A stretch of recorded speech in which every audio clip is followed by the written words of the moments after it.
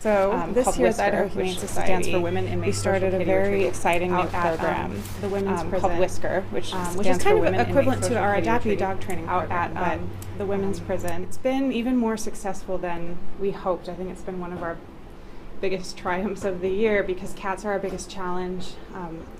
Getting cats that have illnesses or need special care into foster homes is always a huge challenge, and I think that we've been kind of overwhelmed by how enthusiastic the ladies out there have been, how dedicated they are to those cats, and we've kind of exceeded our goals. More than 300 cats have gone through the program this first year.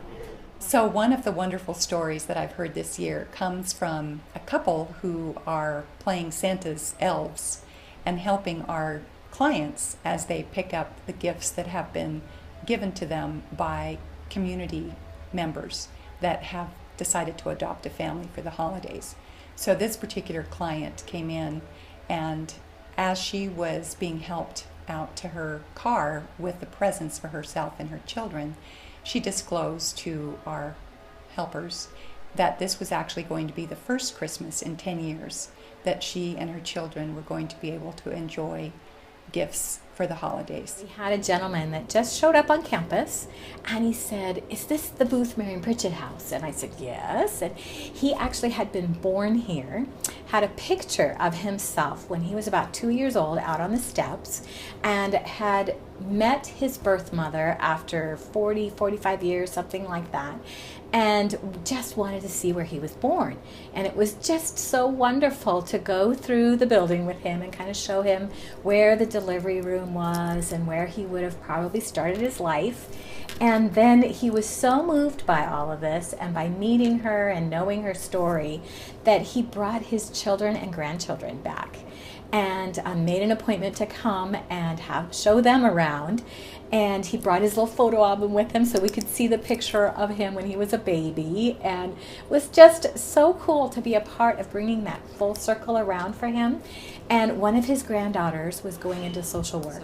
Some great development in our relationship with Dr. Ted Epperly, who's a leader in our state in the medical community. And through discussion with him about the relationship between food insecurity and health, he saw that there were some additional connections that could be made, and he took that message to the Idaho Medical Association.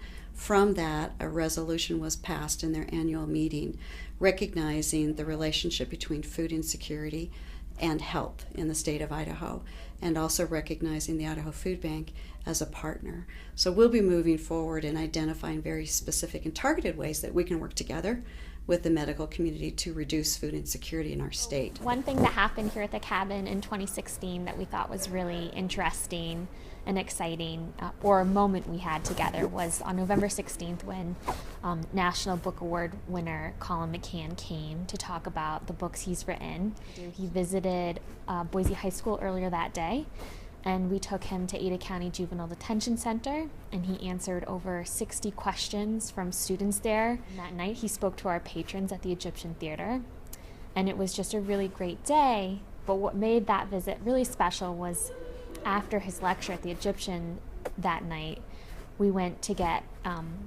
drinks and snacks at Bardenay, and Tony Doerr, Pulitzer Prize-winning author Tony Doerr, was there, as well as Whiting Award winner Alan Heathcock. So the staff here at the cabin looked over and thought, wow, that was kind of a moment where we all had to pinch ourselves and realize how lucky we were to live in a town where that can happen. So that was our water cooler story from 2016 was, oh, there's a Pulitzer Prize winner at the dinner table. That was great.